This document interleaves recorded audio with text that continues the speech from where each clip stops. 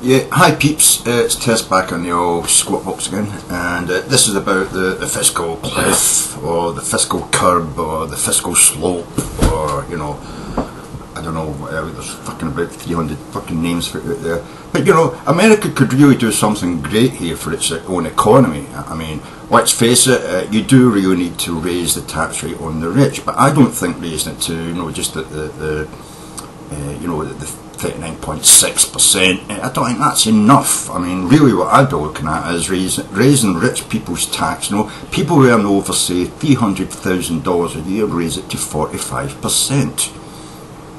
Simple as that, 45%. And when you go to corporate fucking tax rates, I would raise corporate tax rates by 5%. And when it comes to the middle class, I would halve the middle class tax cut. Not tax cut, but the tax cut. I would cut that in half. So instead of getting $200 a year back in tax, you get $1,100 back. You know, so there's a bit of pain for everybody there, right? But what I would also do is I would sunshine them. I would sunshine them so that in 2016, all these tax cuts all return to the Clinton level. All of them return to the Clinton level in 2016. Sunshine it, you know.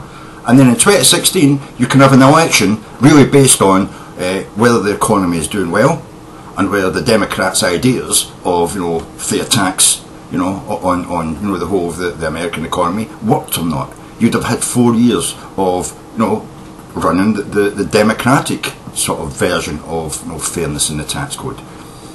I'm just saying, I reckon that's a brilliant idea.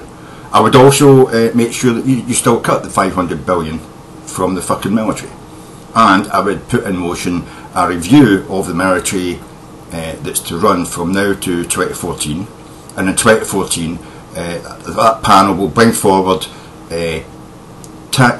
revenue saving from the military spending. You know, military needs to be reduced in America. Fuck's sake, you're spending 10 times as much as any other fucking nation in the world. I mean, come on, you don't fucking need that amount of fucking military, you know what I mean? So I would say 2014 you have a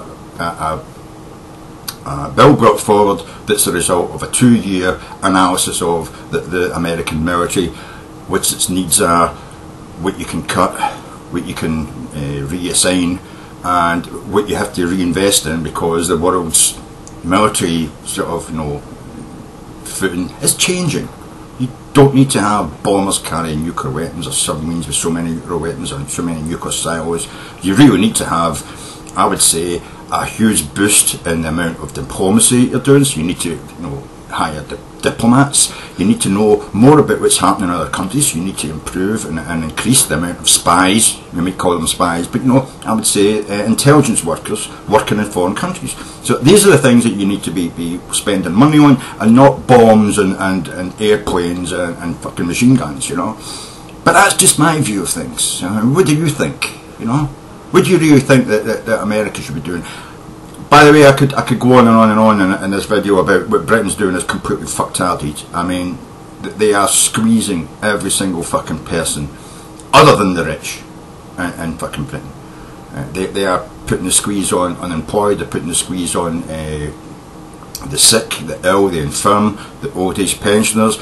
Everybody is being squeezed to fuck, except the billionaires and millionaires and big bankers and big CEOs, you know, who get their £1 million fucking bonuses, where they run a company into the ground, or where they make a loss each year. They still get their £1 million bonuses, and I think that's fucking absurd. It's obscene, and Britain needs to fucking sort itself out. Cameron is a complete fucking tosser, keeping that fucking dickhead in charge of the economy that he's got, you know. Anyway, that's my view of you know, the British and American economy at the moment, you know. What do you think, guys? Sounds you